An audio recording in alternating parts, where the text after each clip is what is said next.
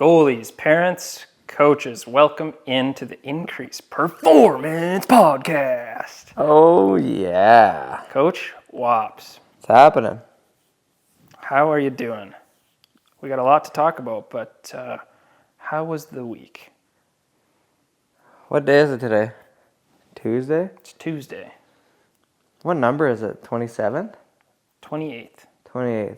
Does that mean anything? No. Just every day feels the same, man. Like, honestly. Days feel like, or weeks feel like days, I guess. It's been good. The last week's been really busy. On the ice, big senior hockey game over the weekend. Not a big deal, big performance. Maybe we can pull up the graphic that the old Raymore Rockets made for you. Yeah, I got the hard hat.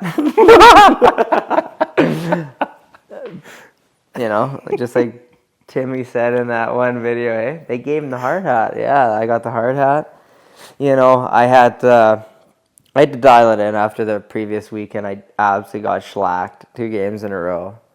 Well, why don't you tell us what happened in the first game for the listeners? First game we won, and then the next 2 games, I'm not pulling excuses up or anything like that. I was sick as a dog. Okay. Didn't tell anybody. Yeah. Didn't go to the rink saying, boys, I'm sick. Didn't tell anybody. So I felt awful out there. Was out of shape too. Had to clean up my eating habits. I could really feel it. Too many blizzards? Way too many blizzards. Yeah. I was named Dairy Queen Employee of the Month, and I don't even work there. So it's I've been laying off the blizzards though. After those 2 games, for my hips, my knees, my groins. I just really needed to dial in my food because I took a beating 2 games in a row. Like, I've never been lamped like that in my life. We didn't have a great effort as a team. But yeah, I obviously took it on the chin. So I knew that I had to step up my game just to quiet the critics. Even Coach Wops, eh? He has bad games too. Yeah, it's rare. I'm just kidding. Yeah. Everybody has bad games. But then you bounced back and got the hard hat, eh? Absolutely. Yeah. Not surprised. Wow. All right, well, enough about the ego and senior hockey. How's the Pats going? Anything to report with the boys? They just got back on the weekend. We're in Alberta for about a week. Played 3 or 4 games. I can't remember. Didn't win a single game, so just got to get back on track, get the guys on track. We just acquired a new goalie, a 17-year-old goalie yesterday. So he was at practice today, so I got to meet him.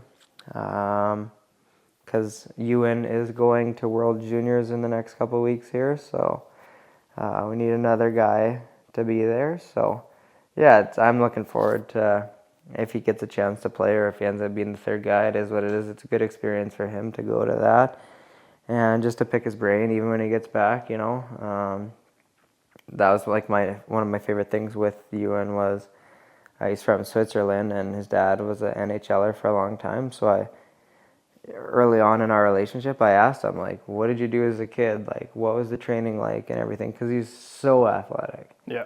Like, goalies in Canada aren't built like him. Like, it's crazy. And he honestly said that his dad made him play a lot of sports.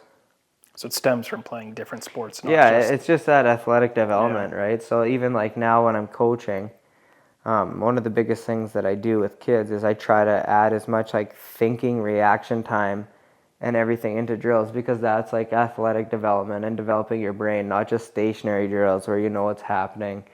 Well, you step out, shots come in here. Like, that's not a game, right? Yep. So even in my training, I try to have that athletic development as much as possible and try to really work their brains because, like, if you can't think at a high level, you're not going to be able to play at a high level, right?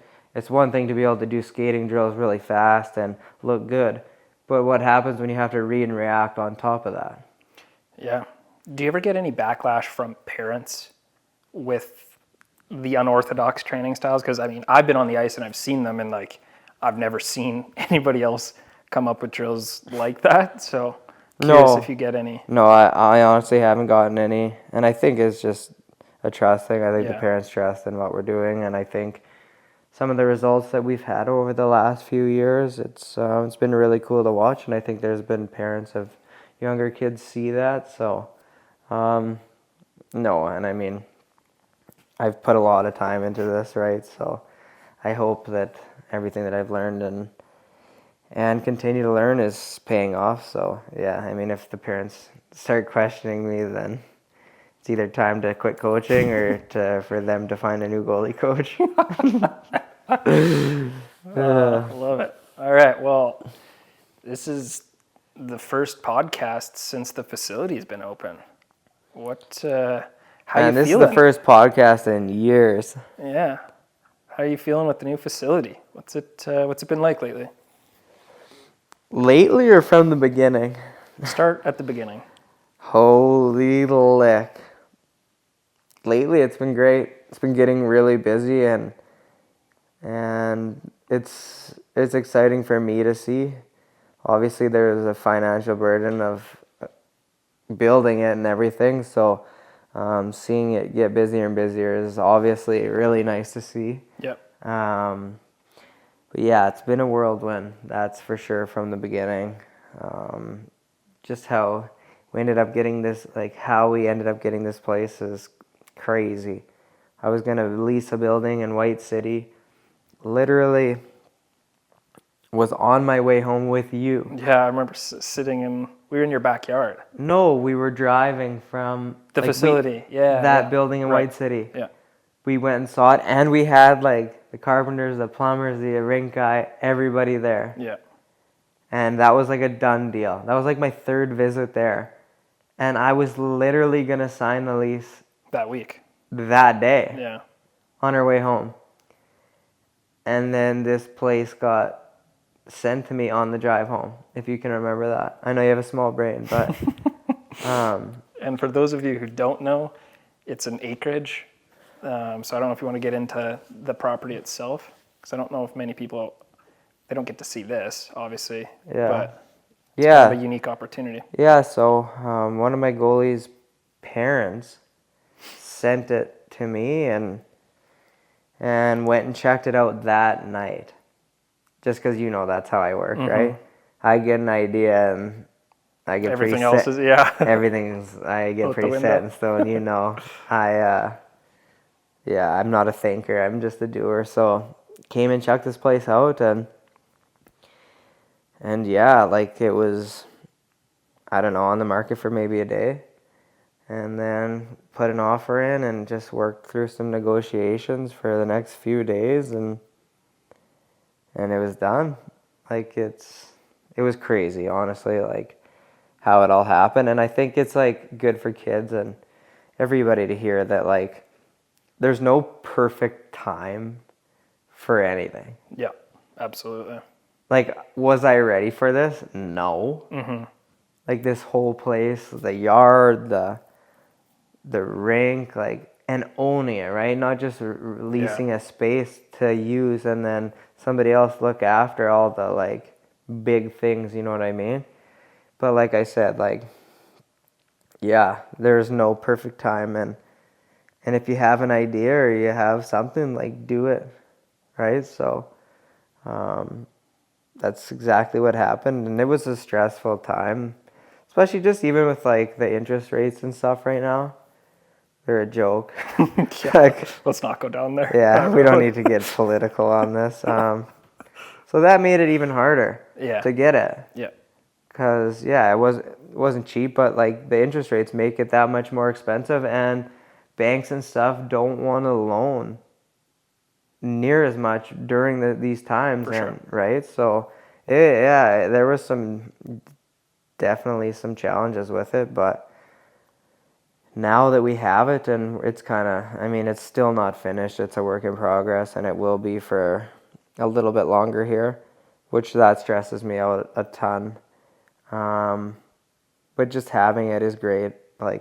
Yeah, and I think the incomplete facility details probably stress you out more than any of the goalies or the parents. Like, they're just ecstatic to be able to come here whenever they can now to train. So yeah, except for the doorknob, man. Like, we've had 4 doorknobs on the door, and right now there's no doorknob in the hole, and there's just a deadbolt that keeps the door closed. So, other than that, we're gonna blow past the doorknob. Why don't you explain to people the whole setup of the acreage? Because there's a lot of listeners that obviously don't get to train with you, so they don't get to see it.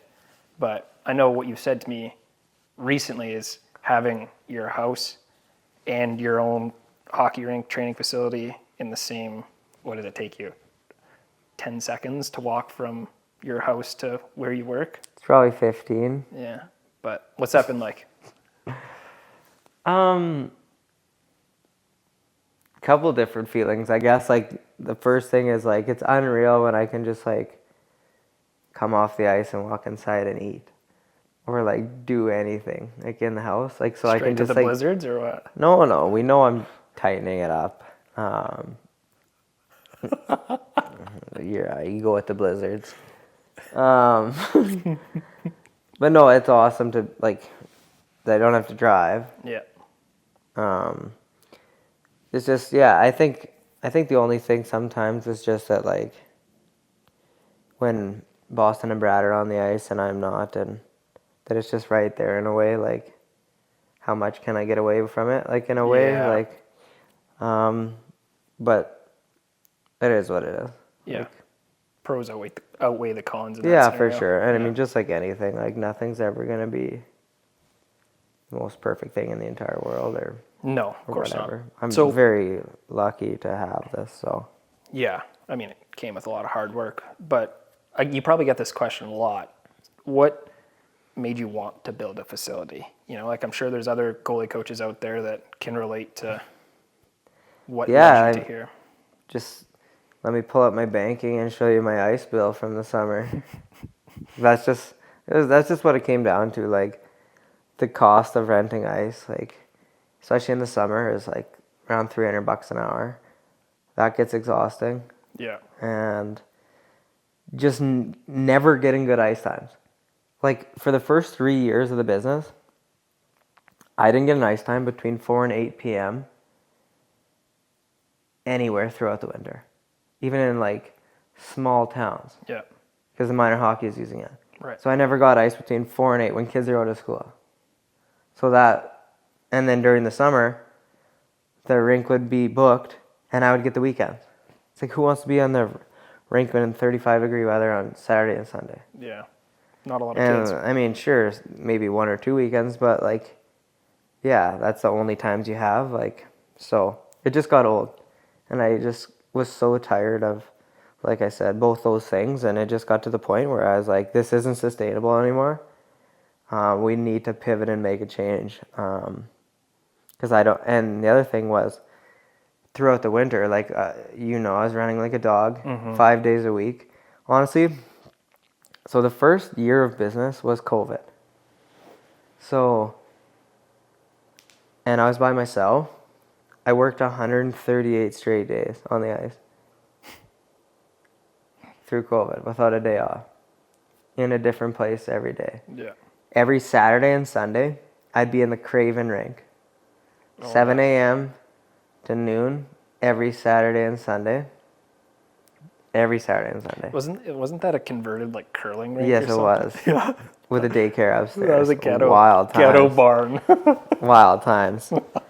And then I'd be in Swift Current. I'd be in Ituna.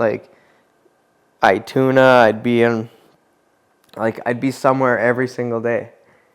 And just grind it and grind it and grind it. Honestly, this sounds bad. I know a lot of people took it on the chin in COVID and very difficult times, but it was probably the best thing for me. For sure.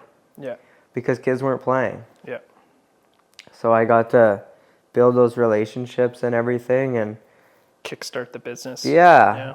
And then, but even last year, like, I was still driving all the time, and it gets old.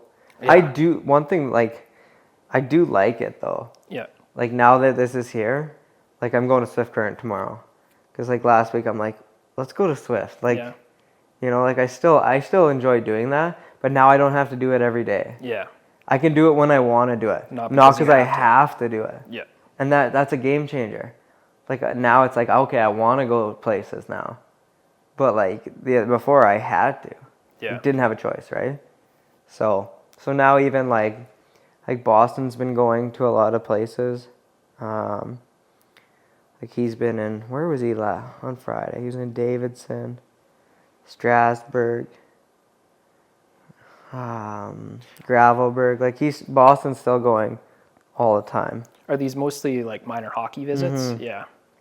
Which is still important, right? Like, Oh, absolutely. yeah. Yeah.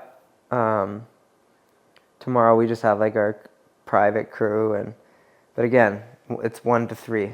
Yeah. Kids are missing school. Yeah. That's a select few. But Like not all parents are cool with that, right? for sure. Yeah. Especially, it's fine once in a while, but even back to why we wanted to build the facility, because I couldn't get good ice times during the winter. So kids were missing school all the time. Like, that's a very select few population out of everybody, right? Yeah, for sure. So it's just inconvenient.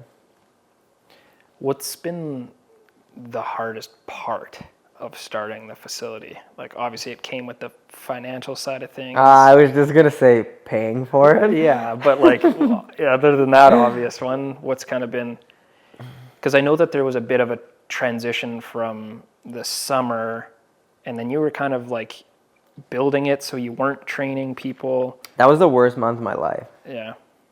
And why is that? Just such a lull. Yeah. You're used to just go, go, go. I am a go, go, go, go, go. Sitting around and doing nothing drove me off the wall. Like I'm not, and now I know after like going through the past few months and that month, like I have to be busy. Yeah. I like being busy. Like you just fall off the rails if you do nothing. Like, you know what I mean? Like it's just like, what do I do? So yeah, I wasn't renting ice. It's a weird time too, September. Kids are like tryouts and everything. So it was just a really weird time. And moving out here and trying to get that lined up, and yeah, it was brutal. Putting in the ice plant, I remember that being a bit of a roller coaster. Well, no, honestly, man, that was like, well, figuring everything out, yeah. But like when Trent brought it down with his guy and they put it in, like they did that in one day. Yeah, I guess, in the grand scheme of things. The entire rink was up in one day. Yeah. And it could start flooding the next day. Yeah. Like that's insane. I guess I have no context. No, it took when you said that, like it took one day. Yeah. Good. Like, which is absolutely nuts. And he just said, he's like, we're doing it until it's done. I don't care how long it takes, which is awesome. Yeah. But honestly, the worst part was building the ice. Because we didn't put sand down, which was our fault. Didn't put sand down to, like, level it out. And we have a cement floor in there, but it's so uneven. Right. So, like, some spots are probably, like, 1.5 feet thick compared to, like, it's, yeah, if I could go back and redo it, I would do it that way. It literally was the biggest grind of my life. Just to build it in some areas, it wouldn't, because there'd be, like, a dip, and, like, that was, with the timeline to the ice painting, Yeah. like, that was stressful as heck. You kept getting sick because you were in the cold rink. And I was soaking wet. The hose would attack me. Like, I'd come in just soaking wet. And it's freezing in there, yeah. So, like, I'd be shaking. I have to go in the shower for, like, 15 minutes after every flood. People would be like, what just happened here? I'd be like, the hose. Like, that hose had a mind of its own. That was wild, actually. And then talk about the ice painting. The guy that does the ice for the Oilers, like on a day-to-day basis, runs Rogers Place Ice. Yep.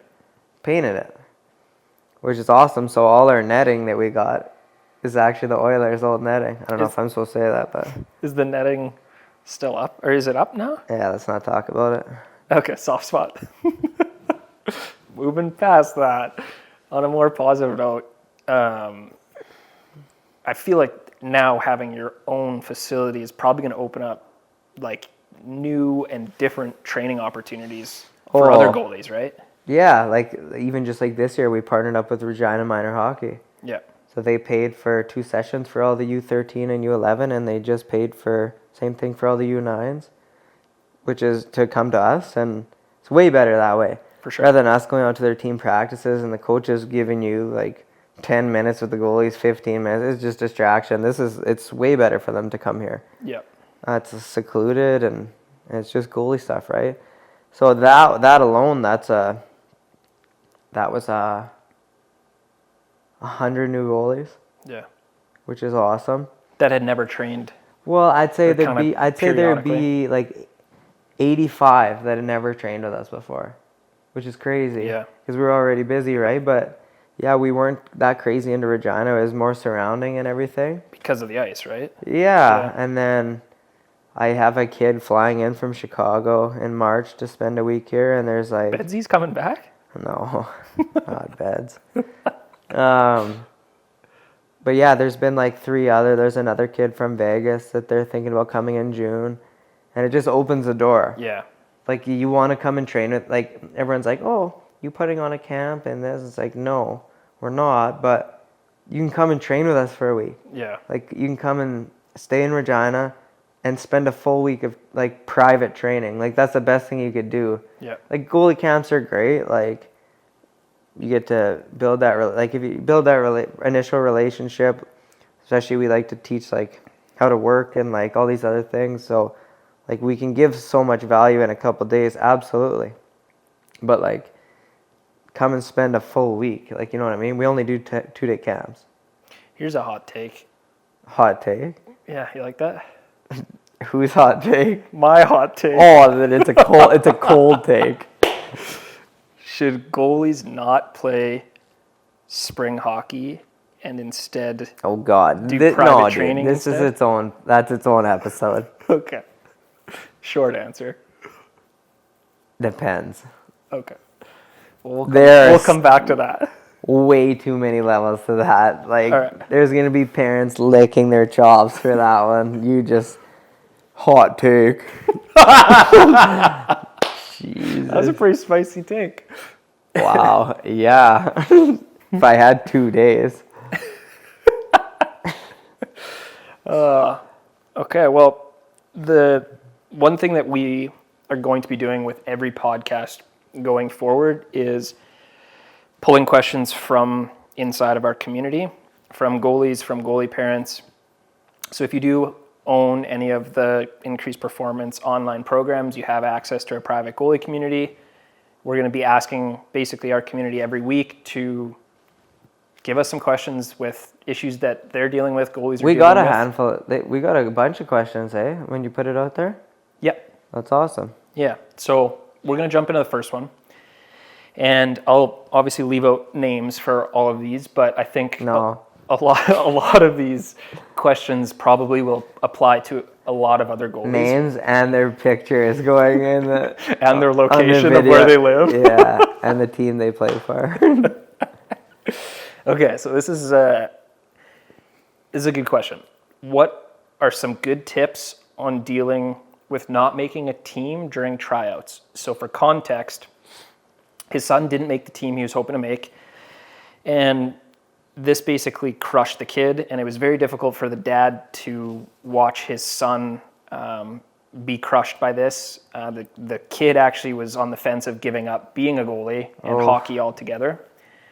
But they had some good talks, and they kind of decided that it would be best if he could just take some time, be upset about it, move on, and it's only going to make him stronger. But what are some advice or some tips for goalies and Kelly parents? Clarkson. Kelly Clarkson? Did I quote her song? What is it? No, that's not Kelly Clarkson. Oh, you're going to embarrass yourself. Yeah, I won't sing. There's so many levels to that question. First and foremost, like, I don't know any backstory to any of this or who this is, but the first thing is always for the goalie to look themselves in the mirror and say, did I do everything in my power leading up to tryouts?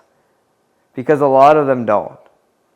Like, did you prepare yourself for the months prior, 2 months prior? Or were you eating ice cream cones at the lake all summer? Which, like, you still need to be a kid. But, like, I think there's a lot of times, I've seen this so many times, parents are disappointed. And it's like, well, look at what you did the 2 months heading into it. Yeah. Like, or they try to squeeze in the week prior to get dialed in. It's like, that's like trying to learn guitar in 1 week. Yeah. Like, you know, it's just the time, that's where your confidence comes from. So, like, you talk about confidence going into tryouts, nervous. Like, if you walked into an exam without studying, you're going to be anxious. Yeah. You're going to be nervous, right? But if you studied for so long in advance, you knew it so well, or piece of cake. Well, it's the same thing, right? You put the work in, like, months prior, like, you do the right things all the time. Are you going to, like, sure, you might have a little anxiousness because you're nervous, because you're excited, like, that's normal. But you're not going to feel that same nervousness that you would if you were unprepared. Right. Right? So that's number one, to really look at it and be like, you know what, we could have done more. Right. Okay? So that's one. Yeah, and the other thing is just, like I said, adversity is so good for you because you're going to go through struggles later in life, and the better you get with dealing with hard things and getting through things, the better off you're going to be. Like, the other thing, if you have a goal or aspiration of anything, like, don't give up and quit just because you get cut or something bad happens. Like, the world is so soft now, and I'm not saying this situation at all, I'm speaking, like, just in general. Everyone's so soft now, and it's like, if you have to be able to get through hard things, and that doesn't mean that, like, you can't ask for help or, like, anything like that through hard times, right? But, like, you can't just give up, you know what I mean? Like, so I genuinely think, like, for minor hockey and kids in minor hockey, like I said, yeah, politics are crazy, but getting cut might be the spark or the ignition that you needed.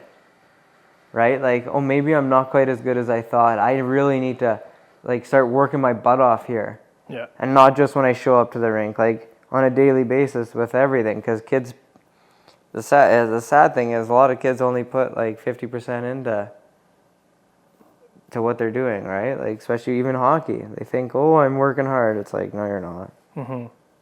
You think you're working hard? Like, come on the ice with me for an hour. And I'll show you how to work. Yeah. Like, that's the biggest thing that we do at our camps, and even with our young goalies that we work with. Yes, we're teaching them skills, like how to be better skaters, how to, like, learn the game, how to do all that. But we're also teaching you how to work. And, like, if you can learn how to work like a pro, like a WHL goalie at 8 years old, like, they are going to be laughing when they're older. Yeah. Because that's part of the problem. Like, I'm not going to mention names or pick on them. I had a goalie yesterday. He's first-year midget, U18, whatever they call it now. And his dad said to me, and this is really unlike him because he's got a really strong work ethic normally. His dad said that his coach said, like, his work ethic and practice lately hasn't been good. And that really bothered me. Yeah. Because, like, one, I know the kid wants to continue playing, like, play mid AAA next year. And, like, from everything that I thought that you've learned, that to hear that is like, and I mean, hey, not everyone's going to be perfect all the time. You're going to have bad days. Like, that's real. Yeah. That's real life, right? You still got to find a way through those days. But so yesterday during my session, in my head, I said, okay, you don't want to work in practice. You're going to work right now. And he went into the dressing room area to blow his nose, he said. He actually had to blow his nose. No, he wasn't Ralph, and I thought so, but he was just blowing his nose. Okay. I said that to his dad through the glass. I said, you don't want to work in practice? We're going to work today. And I absolutely gave it to him. Yeah. And I said to him, you know how tired you are? At the end, I said, you know how tired you are right now? He's absolutely bagged. He's like, yeah. I'm like, this is how tired you should be at the end of a hockey practice. And if you're not, you're not working as hard as you can. Like, remember how you feel right now. It's a good lesson. Like, if you don't feel like this, you're not, like, we can convince ourselves of so much. Yeah. That we're trying hard. Or this is all I've got. Yeah. Don't have another gear. Yeah. Not even close. Yeah. Like, that's just, and I've seen so many times before of, like, you can tell a kid who's like convinced themselves, I'm going hard. It's like your body and your, like, it's all mental. Yeah. Like, and that's what I even say to kids when we do like skating camps and we are pretty hard on them.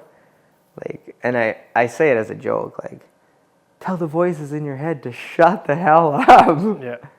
Well, because, right, we all know, oh, quit, oh, this sucks. Mm-hmm. That's happening. Oh, yeah. Like, when you're pushing and going through the hardest thing ever, it's not like, oh, yeah, this is easy. Love this. Love hockey. Love Coach Wolf. He's a beauty.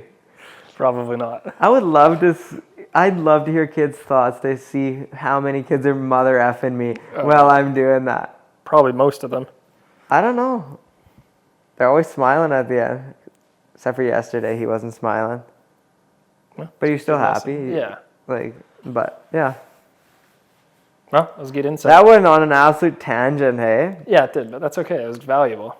Okay. Yeah, it was valuable. Thanks, camera guy. Straight out of South Park, I Opposite guess. of you. Liability. I'm an asset to this team. Asset. Yeah. Oh, you were like, actually, I was going to say, you were like a vehicle purchase. Depreciate. Except for nowadays, used vehicles are worth almost more. We're going to the moon, buddy. Yeah. Wow. Yeah, backfired. Okay, second question. When you're evaluating a tryout or a goalie coming to practice with a team ahead of tryouts, what are you looking for? Can you say that one more time? Sorry. I was still thinking about the previous thing. I had to get it all out. Say that again. I apologize to everybody. When you're evaluating a tryout or a goalie coming to a practice with a team ahead of tryouts, what are you looking for? So can we talk about like... Talk about everything. Anything that comes to mind with what you're looking for. I just think about I just think about the paths right now. Like, what am I looking for if we're looking to like trade for a goalie or draft a goalie or anything like that? The things that I'd be looking for: skating ability, feet. You need to be able to skate. You have to have quick feet. Hockey intelligence. Like, are you anticipating plays? Or are you sliding on plays that you should be beating it on your feet? Like, that's smart to me, right? Like, there's been so many times where I've watched a goalie, and yeah, it's easier from the crowd or it's easier through video, but it's like, how do you not know that the puck is going? Like, how do you not know that it's going there? Like, I knew it was going there the second, like, the player got into the zone. Right. Like, you could just tell by his body language and, like, the way that the play was developing. It's like, how didn't you know that was going to happen? Right. So that's a big thing, hockey IQ. And then just, like simple work ethic and athleticism. Like, those two things alone, like, being able to compete and battle and sometimes to be able to make unorthodox saves to... Like, you know what I mean? Yep. Instead of just, like, the North American goalie or the Canada goalies, like, get, quote-unquote, called robots all the time now. And my DMs, or not my DMs, but my comments on TikTok and everything when I made those 90s goalies videos, like, just as a complete joke because we thought it was funny. The amount of older people or goalies that took that to heart and, like, lamped me because of it, like, one, settle down. Yeah. Honestly, we need to have a social media one, and I should just, like, read out, like, things that people say to me.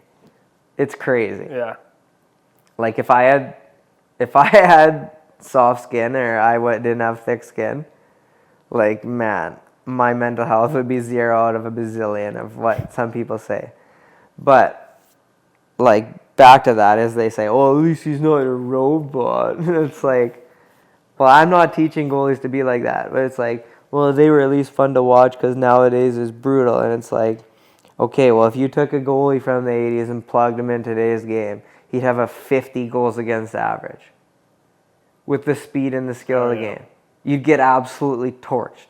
Do I love a pad stack windmill glove save? Absolutely. I'm all for it. But, like, there's a time and place. I like that, like, I'd love a goalie to be able to do that when the time, like, from just a reaction of being an athlete. Like, I don't want them to be, but I feel like so many goalie coaches out there, the puck's here, I need to be here in this position, blah, blah, blah, blah, blah. Like, that's not good coaching. That's like putting handcuffs on the kid. Like, you need to be able to let them have their own twist on things, right? Every goalie is different. There's not two goalies that are alike. So you can't, like, treat them like they're the exact same. Let them have their own twist on things. Give them the right tools and everything, but, like, let them have their own twist on things. Because that's what makes them unique and them. Wow. A little tongue twister for the boys. So yeah, those would be my things. And I guess even bigger, we talked, he said tryouts, right? Yep. Like body language. Are they sitting on your knees when you're not in the net? If it's like a goalie session, stuff like that. Work ethic. But body language and everything's very important too. Yeah. Being early. Maybe helping pick up pucks at the end. Like, those are little things you can do as well, right? We're talking young kids. Love it. Love it. Next question. What's that liability? What are signs that a goalie should consider playing at a different level? This could be either up or down.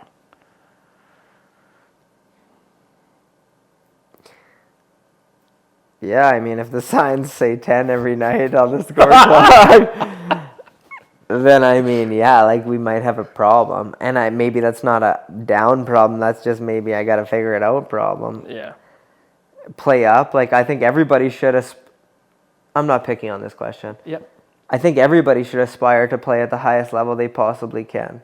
Like, I don't think anybody should be like, I should play down. Like, maybe if you're, like, not ready to make a jump and it's better to play another year and gain that confidence and development, but, like, everybody should always be working towards, like, playing at the highest level possible.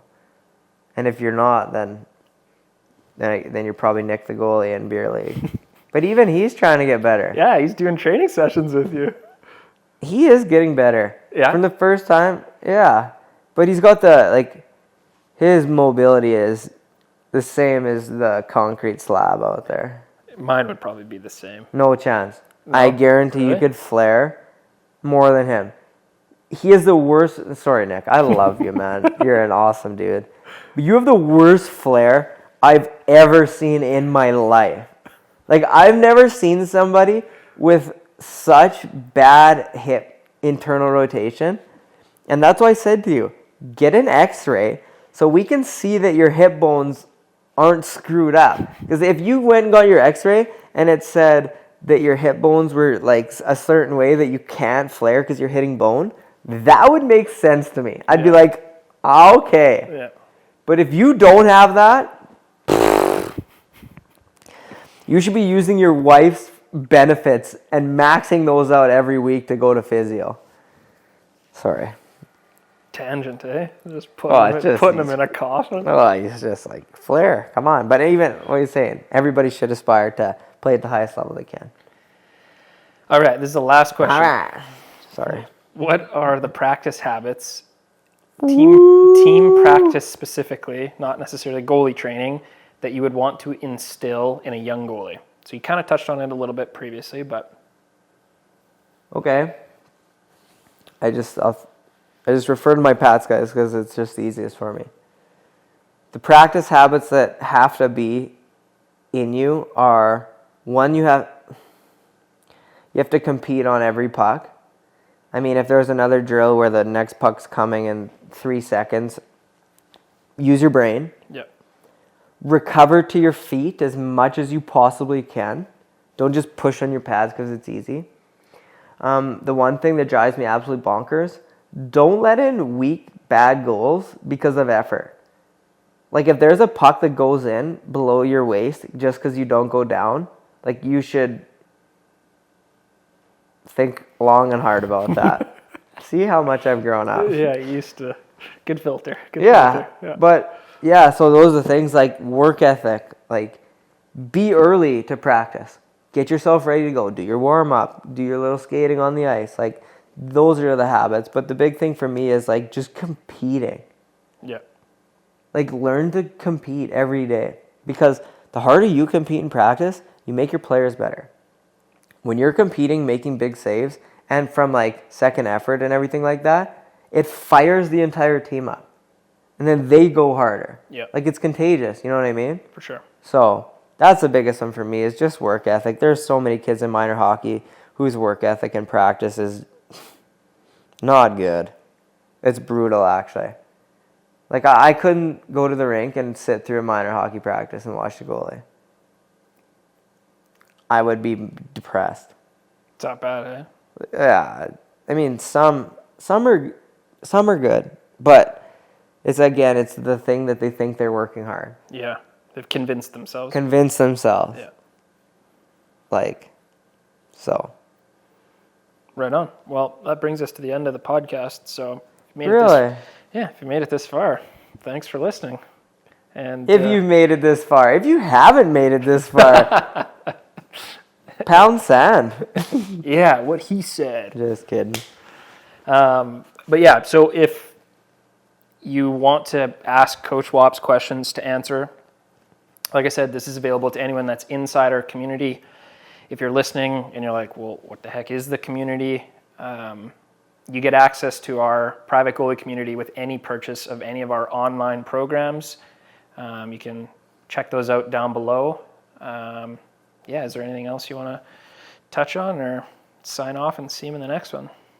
See you in the next one.